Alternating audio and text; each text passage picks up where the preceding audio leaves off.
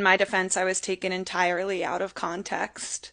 By myself. I provided no context. See, if you read this article about Chapel Roan, it ends with a quote from me where I say, I think there's this idea that you can't be queer in XYZ city, when it's like the second ever gay rodeo was in Golden Spike, Utah. This would be a very impactful thing to say if people had any context for when the first or even the second gay rodeo happened, or where Golden Spike, Utah is, or what a gay rodeo is. So what is a gay rodeo? I mean, the name is on the tin. It's a rodeo, but gay-er. The first gay rodeo was hosted in 1976 by founder Phil Ragsdale at the Washoe County Fairgrounds just outside of Reno, Nevada.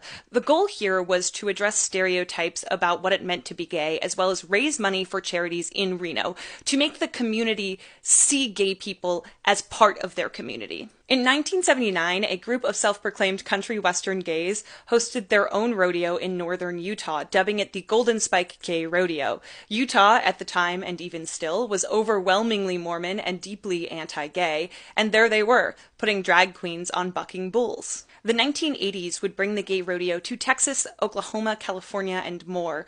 It would also mark a shift in the mission of the rodeo.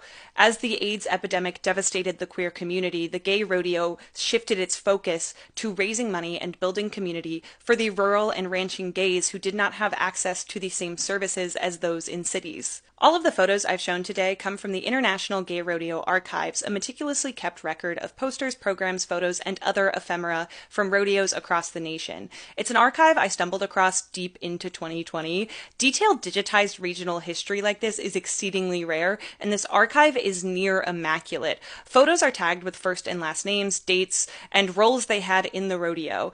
And I realized, as I followed this trail of names from the 1970s onwards, I wasn't just scrolling through an archive, I was walking through a memorial. 16 years after founding the Gay Rodeo, Phil Ragsdale succumbed to AIDS on June 1st, 1992. 30 years to the day, in 2022, I revisited the archives and saw this poster.